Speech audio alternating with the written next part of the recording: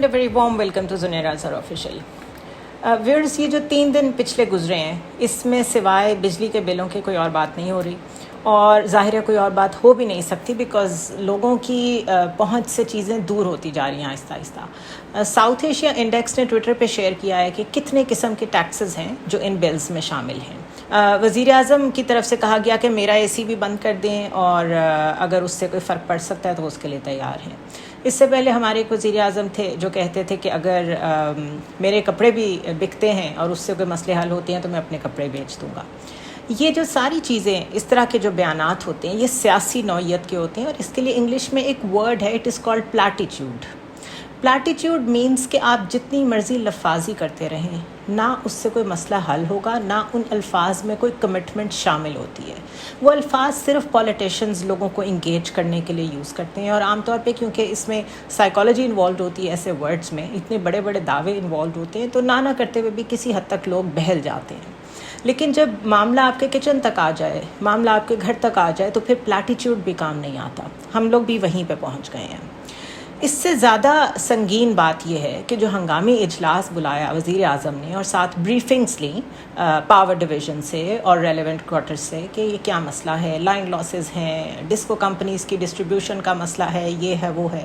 یہ سارے مسئلے جو ہیں یہ صرف سمپٹمز ہیں. Nobody wants to discuss کہ پاکستان میں اس انرجی کرائسس کا اصل میں ذمہ دار کون ہے، کیونکہ اس کے ذمہ داران کی جب بات آتی ہے تو اس میں 90s میں کیے گئے آئی پی پیز کے وہ معاہدے سامنے آتے ہیں جس میں اس ملک کے ساتھ اتنی زیادتی کی گئی کہ جس کے اوپر جتنی بھی بات کی جائے کم ہے، لیکن آپ کو اس پہ بات کرتا کوئی نظر نہیں آئے گا. I P Ps international power providers ہیں جنہوں نے پاکستان میں آ کے مہنگی بجلی بیچنی شروع کی. ایک تو ہم ان ملکوں میں آتے ہیں جو ڈالر کے ذریعے سے ہر چیز خریدتا ہے، ہماری قوت خرید نہیں ہے، ہم افورڈ نہیں کر سکتے، لیکن ہماری یہ ایک کمپلشن ہے بیکاز پیٹرو ڈالر دنیا میں جو کرنسی چل رہی ہے وہ ڈالر ہے. پیٹرول خریدیں گے آپ ڈالر میں خریدیں گے، تو آپ خریدتے ہی کیوں ہیں پیٹرول؟ آپ نے آلٹرنیٹیو جو انرجی ریسورسز ہیں اس کا شور بہت سنا ہوگا. ونڈ سے بھی بن سکتی ہے، سولر سے بھی بن سکتی ہے، بایو ٹیک میں اور بہت طریقے ہیں جس سے انرجی جنریٹ ہو سکتی ہے. پھر ہم نے بہت شور سنا کہ ڈیمز بن رہے ہیں اور ہماری کیپیسٹی بڑھ جائے گی. پھر جب کوئی پرابلم آتا ہے تو ہم یہ ایک ٹکر بھی پڑھتے ہیں کہ ہماری جو کیپیسٹی تھی وہ اتنی تھی اور اصل میں ہم اتنا پروڈیوس کر رہے تھے، اس لیے ذرا شارٹ فال کا مسئلہ ہو گیا. یہ ساری باتیں آپ سنیں گے، لیکن ان میں سے کسی بات کے اوپر جا کر کہاں پہ ڈیسیجن میکنگ کرنا ضروری ہے اس پہ کوئی بات نہیں کرے گا.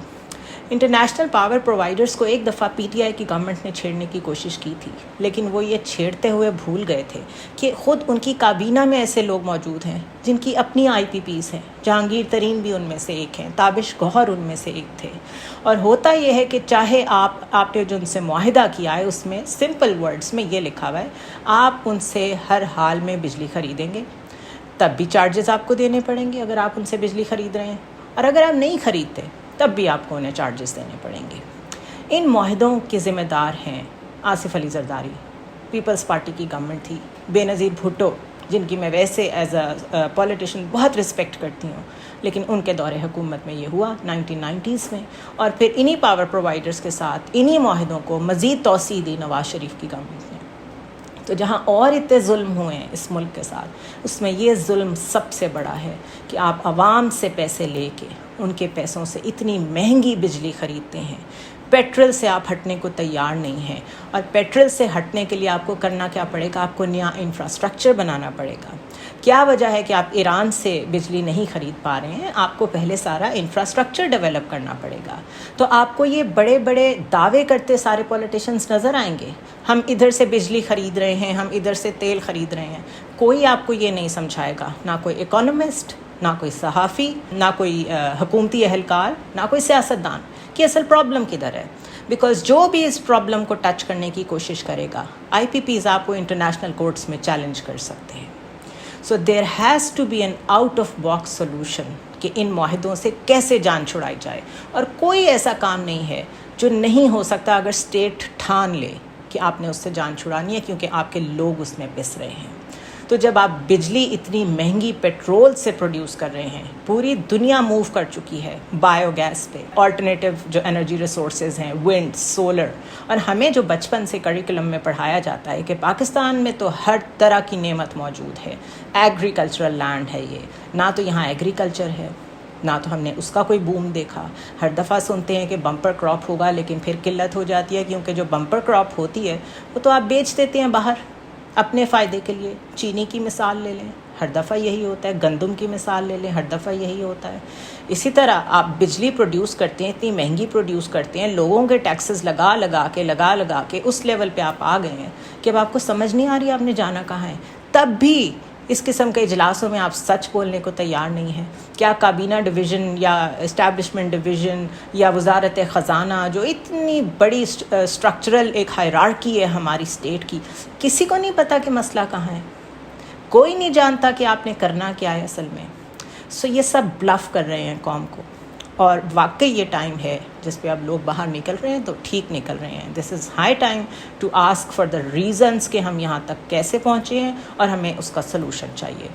آج اگر ڈیسیجن کر لیا جائے کہ ہم نے سوئچ کرنا ہے سولر پہ یا ونڈ پہ یا ڈفرینٹ انرجی ریسورسز پہ، پیٹرول سے جان چھڑانی ہے، اتنی مہنگی بجلی تو یورپ بھی نہیں بنا رہا، تو اس کے اوپر ہمیں آج سے کام کرنا شروع کرنا پڑے گا، کانٹینیوٹی کے ساتھ، بغیر ڈیلے کے اس کو ہونے دیا جائے تب بھی 5 سال لگیں گے.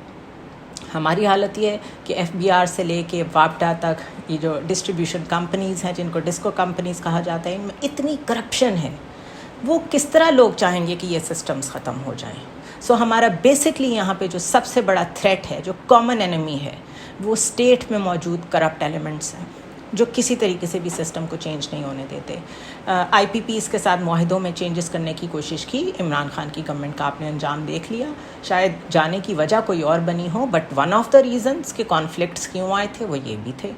میں نے جیسے نام لیا تابش گوہر کا، جہانگیر ترین کا، جب وہ لوگ آپ کی کیبنٹ میں اور حکومت میں اور پارلیمنٹ میں موجود ہوں گے جن کے اسٹیک ہولڈرز ہیں، جن کی انڈسٹریز ہیں، جن کے پاور پلانٹس ہیں، ان کے خلاف لیجسلیشن کیسے کر پائیں گے؟ سو یہ بات سمجھانے کا مقصد صرف یہ تھا کہ یہ مسئلہ اس سے بڑا ہے جتنا لوگوں کو نظر آ رہا ہے.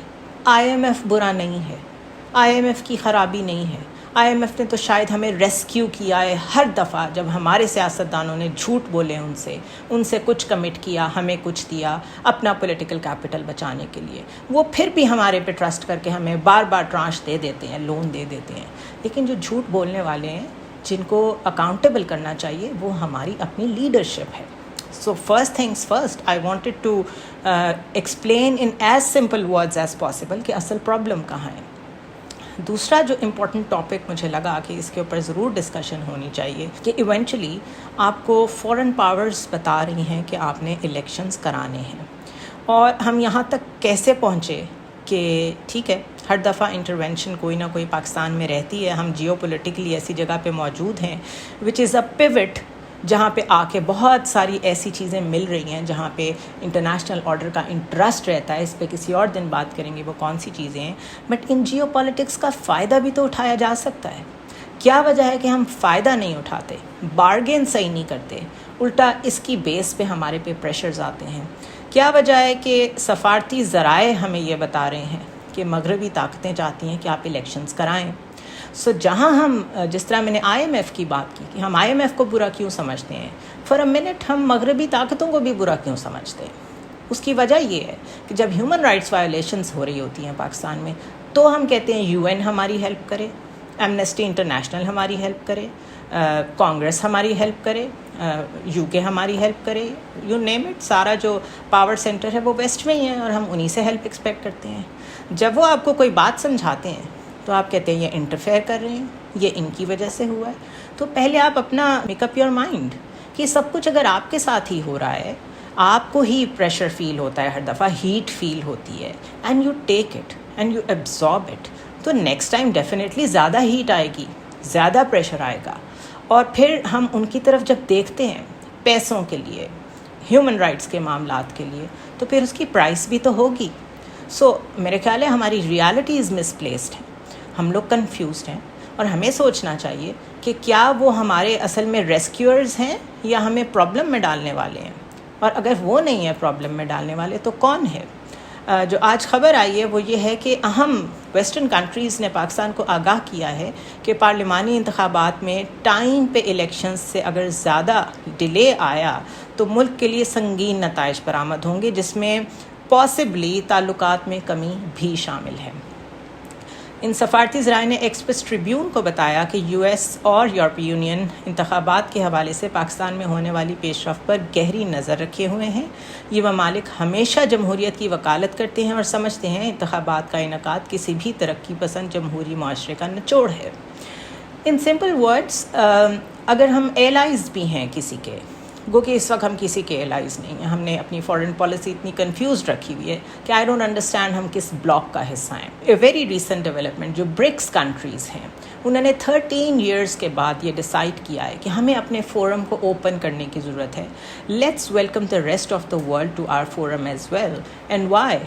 دا ریزن از کہ وہ سمجھتے ہیں کہ جو پوری دنیا کا اس وقت گلوبل آرڈر جو چل رہا ہے اور جو گلوبل سسٹم چل رہا ہے، جس میں اکانومی بھی آتی ہے اور جیو پالیٹکس بھی آتے ہیں، اس کو ری شفل کرنے کی ضرورت ہے۔ ڈیفینیٹلی ایک پورا بلاک ایسی سوچ جب رکھتا ہو تو اس کو کوئی نہ کوئی اس طرح کے مسائل پیش آ رہے ہوں گے، جس میں ٹریڈ وار شامل ہے چائنا کے ساتھ، اس میں رشیا کے ساتھ جو وار ہے یوکرین میں وہ شامل ہے، اور اس سب کے ہوتے ہوئے جو پوری دنیا میں جن ممالک نے یہ فیل کیا ہے کہ now they need another ally other than U S, انہوں نے اس بلاک کو جوائن کرنے کے لیے بالکل اوکے سگنل دیا ہے۔ سو مچ سو کہ ارامکو جیسی کمپنی جو کہ یو ایس اور سعودی عربیہ کی سب سے بڑی پیٹرول انڈسٹری ہے جسے کہتے ہیں، اور بہت بڑے گلوبل پارٹنرز ہیں آئل پروڈکشن میں سعودی عربیہ اور یو ایس، اس کے باوجود Saudi Arabia has signed a pact with China جس میں چائنا نیوکلیئر پلانٹ لگا کے دے گا سعودی عربیہ کو۔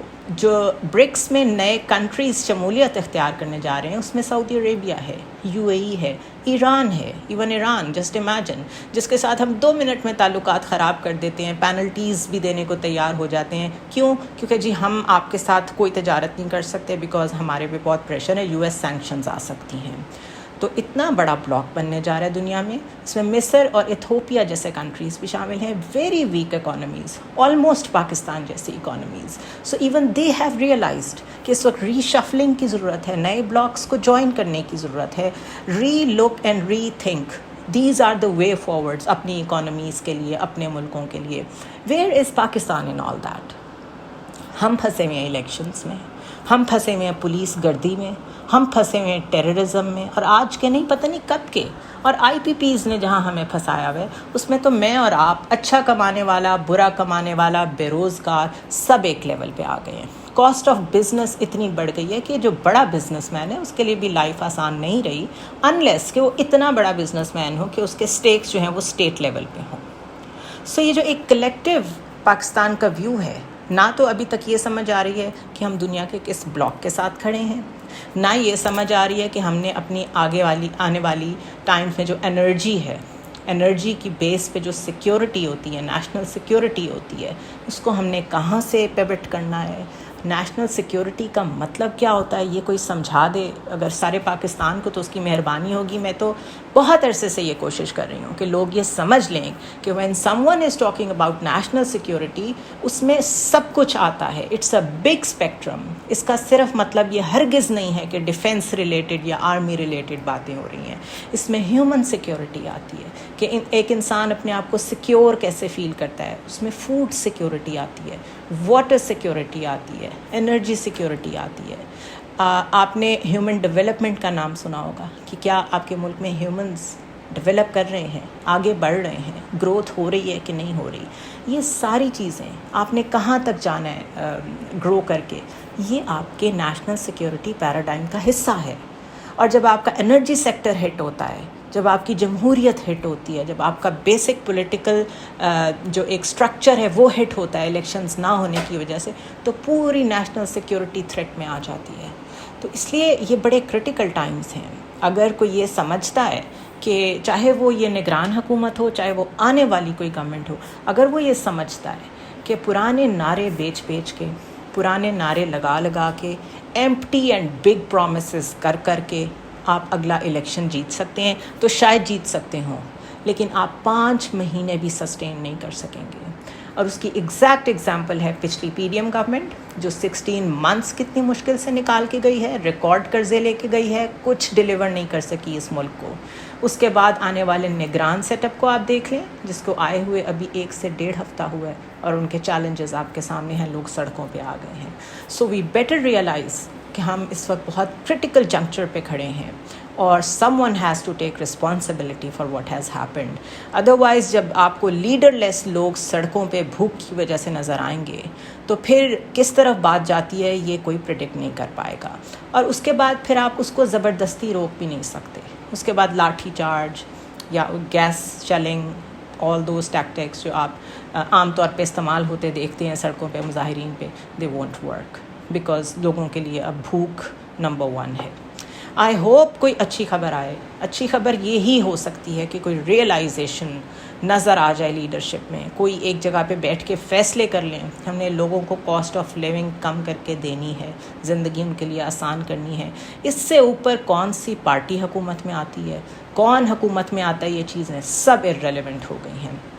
سو یہ جو مین اسٹریم میڈیا ہمارا پیٹ بھرنے کے لیے خبریں دیتا ہے کہ شاید اکتوبر میں میاں صاحب آ جائیں, شاید نومبر میں میاں صاحب آ جائیں, آصف زرداری نے فلاں چال چل دی, آصف زرداری کی فلاں ملاقات ہو گئی, یا باقی پارٹیز تو نان ایگزسٹنٹ ہیں. پی ٹی آئی تو ظاہر ہے اس وقت جن حالات سے گزر رہی ہے ان کا تو ذکر ہی کرنا مناسب نہیں ہے, ان کی تو بیس ہی ختم ہو گئی ہے. باقی رہ گئے فضل الرحمان صاحب, تو وہ کرائسس میں کبھی نظر نہیں آتے, وہ صرف پرکس کے وقت نظر آتے ہیں. تو کون ہے جس سے امید لگانی ہے؟